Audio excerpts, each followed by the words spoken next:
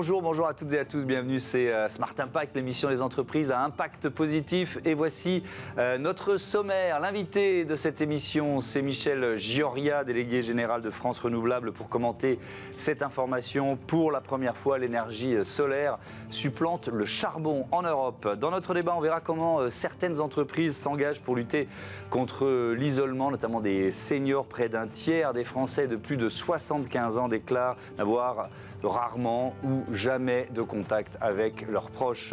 Et puis dans Smart Ideas, notre rubrique consacrée aux startups éco-responsables, la bonne idée du jour, elle est signée Darwin Data et ses solutions de mesure de biodiversité et d'accompagnement stratégique des entreprises. Voilà pour les titres, c'est parti, c'est Smart Impact.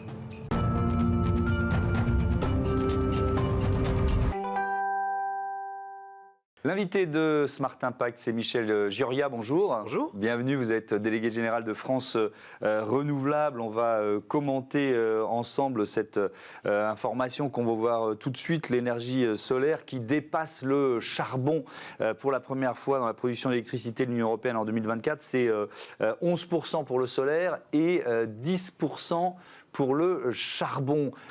C'est la conséquence d'une politique de long terme, ça ? C'est le début des résultats du Green Deal. Le Green Deal qui a été travaillé en 2019 et mis en place à partir de 2019. Là, en fait, il donne ses fruits. Et il donne ses fruits sur plusieurs segments des renouvelables, puisqu'effectivement, le solaire a produit en 2024 306 TWh au niveau européen. Donc, effectivement, 11% de la production d'électricité, devant le charbon, qui est à 269 TWh. Et on observe la même tendance avec l'éolien, puisque du côté de l'éolien, on est à 477 TWh.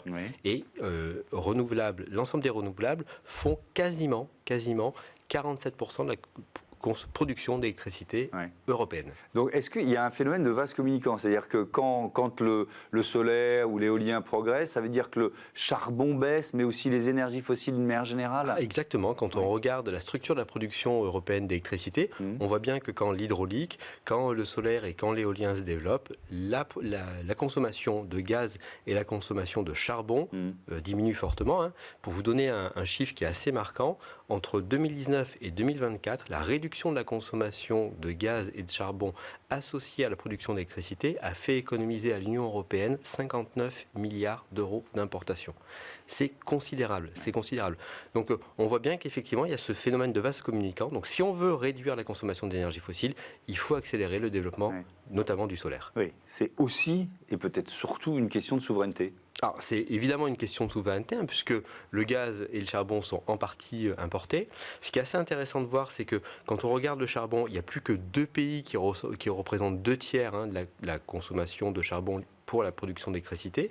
Donc c'est l'Allemagne d'un côté et la Pologne de l'autre. Donc on voit bien que si on arrive à faire un travail avec ces pays-là, on va vraiment réussir. Et de l'autre côté, dans l'ensemble des pays, la production solaire augmente et c'est marquant en Espagne, aux Pays-Bas, en Grèce et en Hongrie. Et côté français, on avait un vrai retard, par exemple, sur l'éolien offshore, l'éolien maritime. Tout à fait. On est en train de le rattraper. On en est où ? On était très très loin dans le classement des pays européens. Tout à fait. On a démarré en même temps que tout le monde, au début des années 2010, et on met en place les premiers parcs en ce moment. Donc on est en train de rattraper ce retard. Et ce qui est assez marquant... Il y avait un gros retard par rapport aux Anglais, aux Néerlandais, par exemple. Anglais, Allemands, Néerlandais. Vraiment, ça c'était très fort. Les Anglais restent toujours devant. Ils sont très très forts sur l'éolien en mer. C'est les leaders mondiaux à ce jour, avec plus de 12 gigawatts installés. La France en a tout juste 2. Mais en octobre dernier, on a abouti sur une grande planification et du coup, on devrait être en capacité de rattraper ce retard à l'horizon 2030. Puisqu'on parle de chiffres et de comparatifs au niveau européen, il y a ce règlement dont on parle quasiment tous les jours dans notre émission, la CSRD, la directive européenne sur le bilan extra-financier, qui finalement oblige les entreprises à afficher leur bilan extra-financier, à se comparer avec d'autres. Donc c'est très intéressant. Je pense que c'est un outil de transformation majeur, sauf qu'en ce moment, il y a une pression assez forte au niveau européen, notamment de l'Allemagne pour ne pas la nommer, pour l'interrompre, le suspendre. Comment vous réagissez à ça ? En fait, c'est le constat qu'on a eu pendant les élections européennes. Vous avez vu que pendant les élections européennes au mois de juin, il y a eu une espèce de Green Deal bashing. Donc l'ensemble des progrès qui ont été faits sur, par exemple, le développement du véhicule électrique, les normes de rénovation des bâtiments, le développement des renouvelables, la comptabilité extra extra-financières, etc. Tout ça a été attaqué en bloc.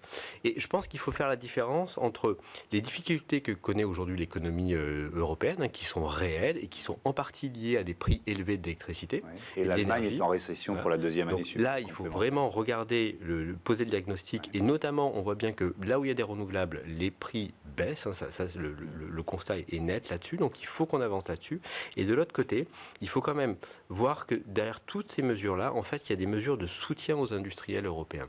Si on est capable, typiquement sur la mobilité électrique, si on est capable de mettre en place au niveau européen un leasing véhicule électrique qui dit, pour toutes les personnes en dessous d'un certain niveau de revenu, vous avez un véhicule électrique pour 100 € par mois pendant 3 ans, vous envoyez un signal à la fois aux personnes en situation de précarité de mobilité qui voient bien la difficulté à investir dans un véhicule électrique, et là vous leur offrez une réponse sociale, c'est extrêmement important, et de l'autre côté, vous envoyez un signal clair aux industriels en disant il y a un marché européen du petit véhicule électrique, investissez dedans.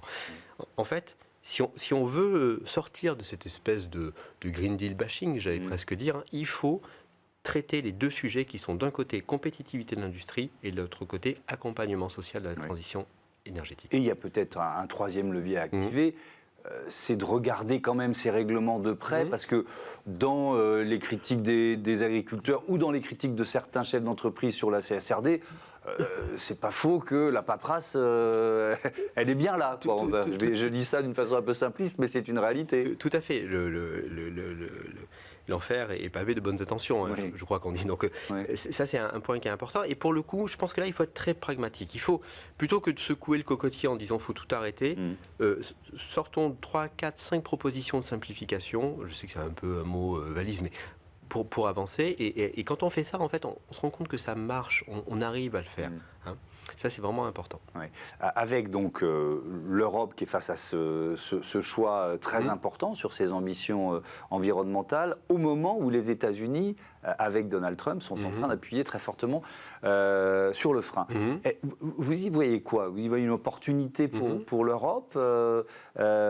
Première partie de question, puis j'en ai une autre juste derrière. Je vous laisse la première. Pour nous, c'est évidemment une opportunité, pour deux raisons. La première, c'est qu'on voit bien qu'il faut que l'Europe prenne son destin énergétique en main et globalement son destin stratégique en main. On a les outils pour le faire, on a les cerveaux pour le faire, on a les fonds financiers pour le faire, donc allons-y.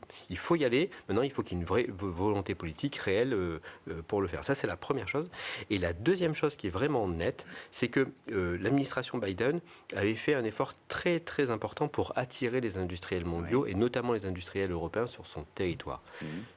Si on ralentit, si les États-Unis ralentissent, en fait, il faut que du coup, le marché européen soit dynamique pour que les industriels européens puissent se servir de ce marché pour devenir des leaders. Avec la deuxième partie de la question, le prix de l'électricité ou les prix de l'énergie en général, ce qui rend le marché américain attractif, au-delà effectivement de l'Inflation Reduction Act dont vous parliez, cet aspirateur à projet lancé par Joe Biden, c'est le prix de l'électricité. Alors, oui. Et là, les États-Unis restent beaucoup plus compétitifs. Alors, la bonne nouvelle, c'est qu'en fait, on est en train de rattraper ce différentiel de compétitivité qui a explosé en 2022 avec la crise énergétique. Il reste un État où c'est différent, qui est le Texas, qui reste structurellement un pays où l'énergie est vraiment un État où l'énergie est vraiment très peu chère. Mais sur le reste du continent nord-américain, les prix énergétiques convergent entre les prix européens et les prix américains. Et en fait, on se rend compte que ce qui manque aujourd'hui, typiquement, pour vous donner un exemple, on échange beaucoup les acteurs des data centers. Ce qui manque aujourd'hui, c'est la rapidité de décision. On a en France beaucoup d'acteurs des data centers qui veulent s'installer sur le territoire national parce qu'on a un prix d'électricité pas cher. Et on a une énergie décarbonée. Et on leur dit, écoutez, pour être accordé, c'est 2029, 2030, etc. Non, il faut trouver les moyens d'aller beaucoup plus vite sur ces sujets-là. Si on arrive à faire ça, on redeviendra très attractif.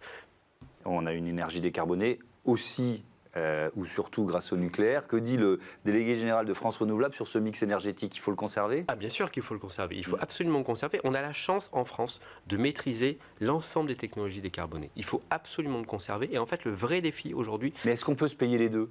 C'est-à-dire, est-ce qu'on peut se payer des plans d'investissement massifs pour des petites centrales nucléaires, nouvelle génération, et puis continuer de développer l'éolien ou le solaire? On pourra se payer les deux à une condition, que la consommation d'électricité augmente. Et là, et donc quand la consommation d'électricité augmente, on fait reculer les énergies fossiles dans la mobilité, dans les bâtiments, dans l'industrie. Et la priorité actuelle, ça doit être ça. Il faut que la France, dans le cadre de la PPE, mette en place un plan d'action d'électrification des usages pour aller chercher les carburants fossiles dans la mobilité, les chaudières à gaz et les chaudières au fioul dans le bâtiment et le fossile dans les procédés industriels.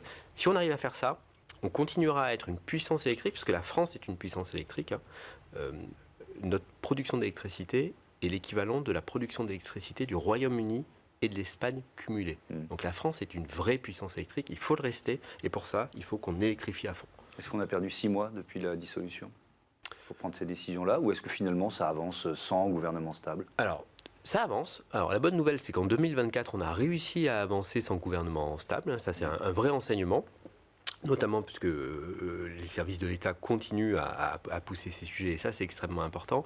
Mais c'est vrai que ce qui manque un petit peu, c'est un cap, un récit, et ça, c'est vrai que la stabilité, elle nous donne ça. Merci beaucoup et à très bientôt sur le plateau de Be Smart for Change. On passe à notre débat, comment lutter contre l'isolement, ce que peuvent faire les entreprises.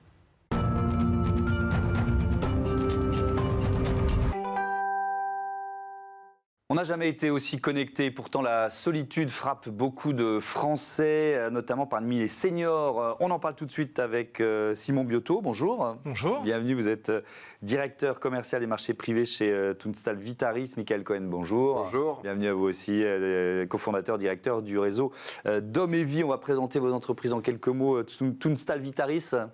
Alors nous sommes aujourd'hui le numéro 1 de la téléassistance en France. Donc la téléassistance, c'est ce que la plupart des gens connaissent avec le petit bouton d'appel à porter autour du cou au poignet qui permet de joindre nos équipes 24 heures sur 24 et 7 jours sur 7. Aujourd'hui, on a à peu près 250 000 personnes reliées à nos services, donc 24 heures sur 24 et 7 jours sur 7. Ça, c'est pour la France, mais c'est une entreprise ça, c'est pour la France, effectivement. Européenne, c'est ça? Alors, mondiale, puisqu'on est présent, très présent en Europe. On a notre siège qui est un siège en Angleterre, mais on est présent aussi en Amérique du Nord, en Australie et aussi au Moyen-Orient. Et Dom et Vie, Michael Cohen, présentez-nous ce réseau. Dom et Vie, donc, est le spécialiste français de l'adaptation du domicile. Nous aidons les seniors et les personnes à mobilité réduite à vivre chez elles le plus longtemps possible, en leur apportant un service clé en main. Donc on va travailler sur plusieurs axes, les transformations de salles de bain, les accès, vraiment pour que les personnes puissent vivre chez elles en toute sécurité. Dom et Vie donc, est un réseau de franchises. On a aujourd'hui 60 agences sur le territoire national. Et nous œuvrons donc en proximité pour aller chez les personnes âgées, les personnes en situation de handicap, pour les accompagner à adapter leur logement. Oui, on va faire le lien entre cette adaptation et l'isolement. Je disais, on est de plus en plus connecté et pourtant la solitude. Est-ce que c'est vrai pour tout le monde, tiens d'ailleurs là? Est-ce que tout le monde est vraiment connecté? Vous voyez ce que je veux dire? Alors, tout le monde n'est sûrement pas vraiment connecté. Et puis, ça dépend de ce qu'on appelle connecté. Entre être connecté à travers un smartphone ou avoir un réseau autour de soi qui va faire en sorte d'appeler, de prendre des nouvelles, etc., c'est pas la même chose. Nous, sur les seniors à qui on s'adresse, on note effectivement une grande part de seniors isolés. Que ce soit un réseau de proximité qui n'est pas là, des enfants qui sont pas forcément présents. Est-ce qu'on peut chiffrer combien de personnes disent être seuls ou se sentent seuls, parce que c'est aussi un ressenti? Alors, au niveau global des chiffres sur cette journée de la solitude, on dit qu'il y a à peu près 12% des gens qui sont concernés par ça. Sur les seniors, je pense que c'est malheureusement plus grave que ça.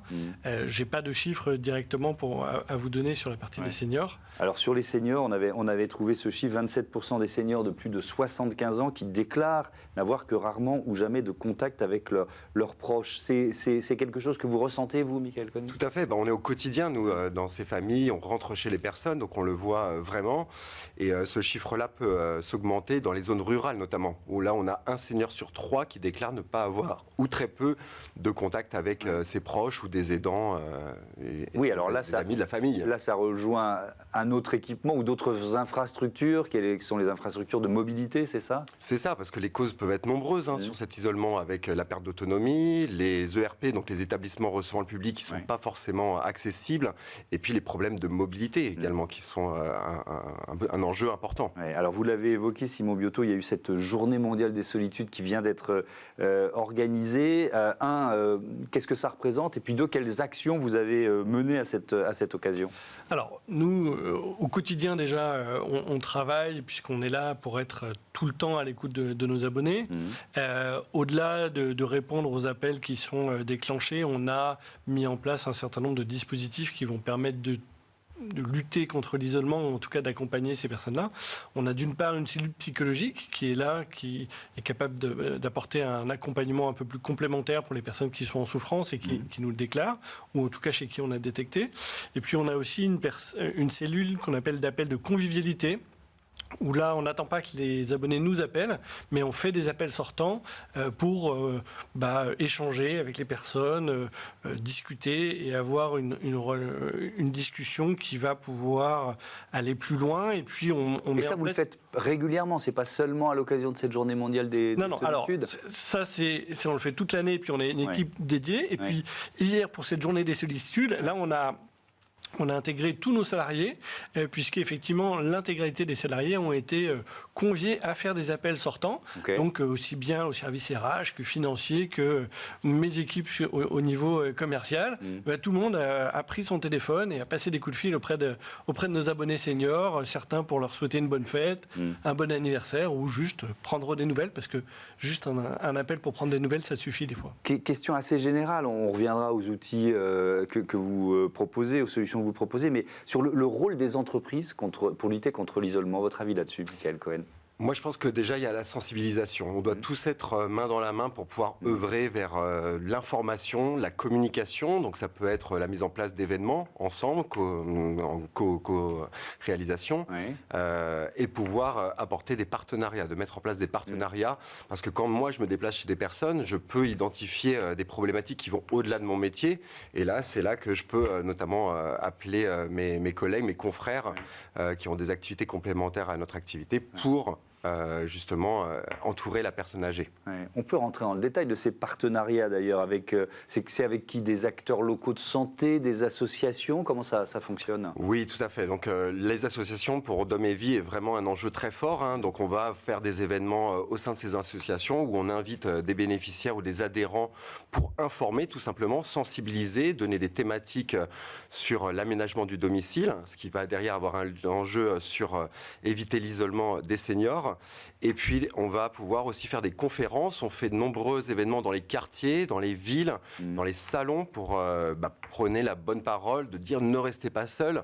Il y a des solutions qui existent et contactez-nous pour qu'on puisse évaluer les difficultés dans votre logement. Cet isolement des personnes âgées, on l'avait particulièrement ressenti et ça a été ô combien douloureux lors de la grande canicule de 2003. Est-ce que vous voyez une bascule après cette époque? Ça fait longtemps, ça fait plus de 20 ans. Oui, alors pour ma part, je ne travaille pas encore dans le secteur, mais néanmoins, ce qu'on voit effectivement, c'est qu'il y a clairement, aussi bien de la part des pouvoirs publics que du grand public, une attention à ça. C'est-à-dire que... mais parfois, 20 ans après, on a oublié. Vous voyez ce que je veux dire? Non, mais oui, alors, malheureusement, on a souvent la mémoire courte. Oui, donc, malheureusement, voilà. Mais on a aussi, malheureusement, des événements qui se reproduisent de plus en plus souvent, comme ces canicules.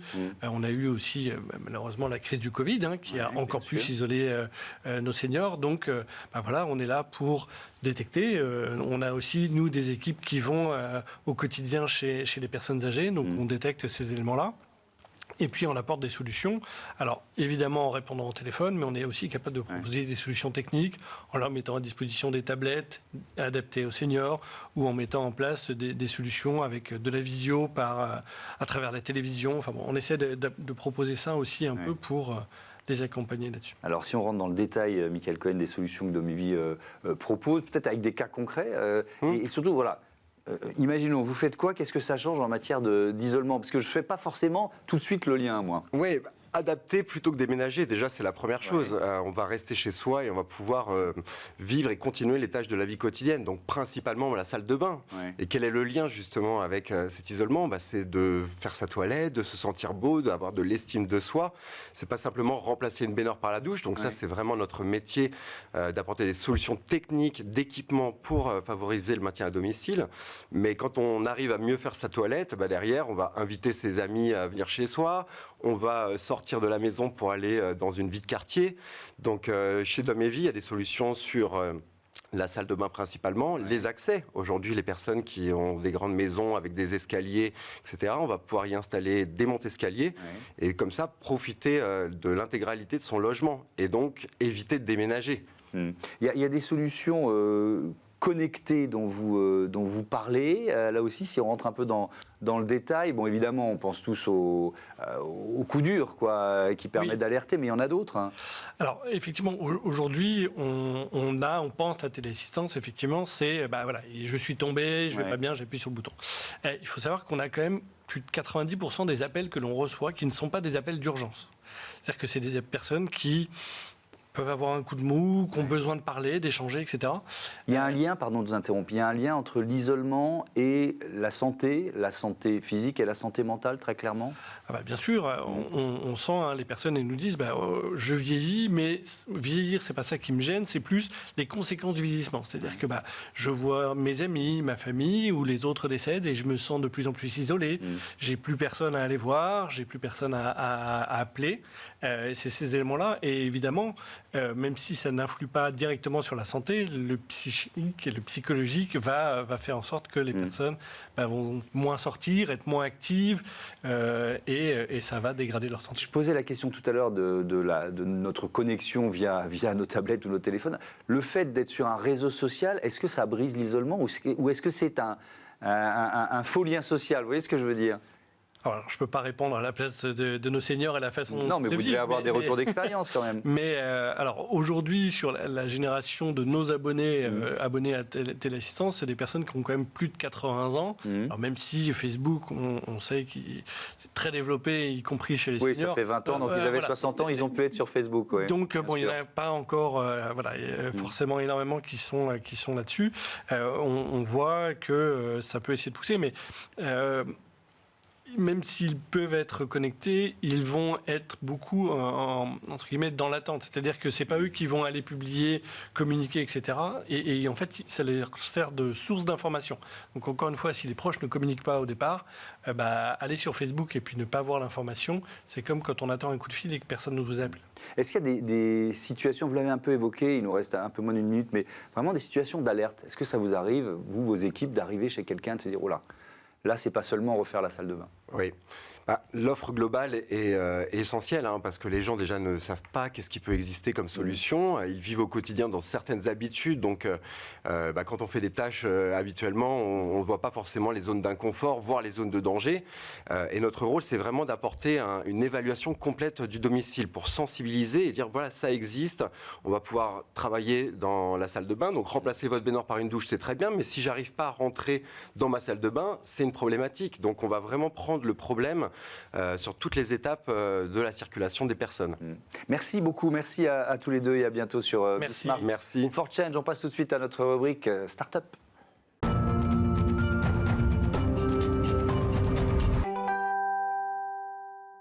Smart Ideas avec Aurore Falk-Perrotin, bonjour. Bonjour. Bienvenue, vous êtes la cofondatrice de Darwin, créée en mars 2024 avec Antoine Vallier et Cyprien Allais. Et avec quelle idée? Racontez-moi. Alors chez Darwin, nous développons une plateforme qui permet de quantifier les impacts, les dépendances et les risques des entreprises sur la biodiversité et de développer des plans d'action pour les réduire. Et l'idée derrière Darwin, c'était vraiment d'essayer de dépasser la pensée en silo qui est dominante sur le marché à l'heure actuelle, qui consiste à traiter toutes les problématiques environnementales de l'eau, des sols, de la biodiversité de manière isolée et pas avec une approche plus holistique. Pourquoi c'est important d'avoir justement une approche générale?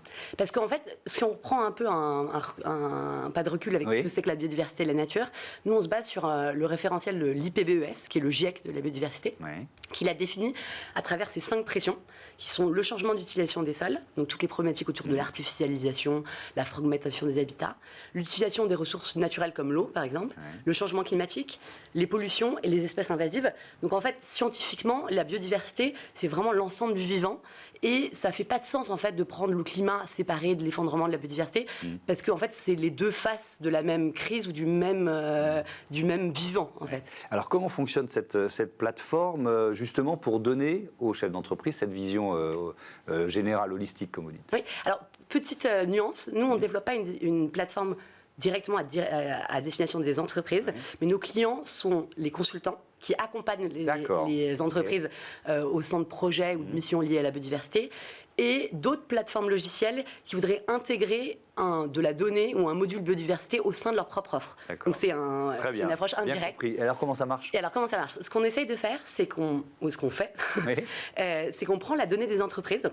On vient l'enrichir avec plein d'autres bases de données et de modèles. Et on essaie de comprendre comment les activités de cette entreprise viennent se traduire en quantité de matière ou en inventaire de matières premières. Et comment cet inventaire de matières premières et la production de ces matières premières viennent contribuer à ces 5 pressions que j'ai nommées tout à l'heure. Et donc on vient convertir finalement les activités de l'entreprise en mètres cubes d'eau utilisés, en kilomètres carrés de terre artificialisée, en kilos de polluants émis, et ainsi de suite. Ça permet de mesurer son empreinte biodiversité.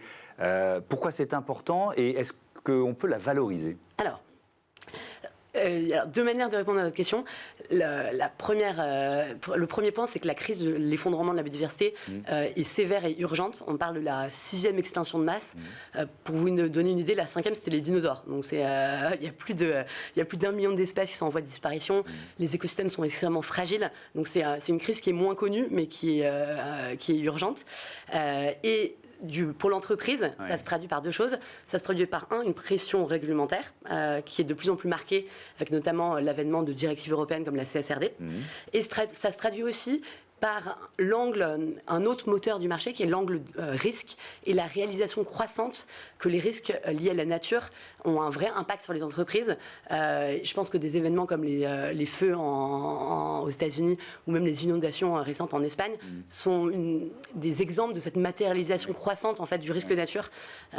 Effectivement, alors, vous prêchez un convaincu, mais la question que je me pose, c'est sur la valorisation.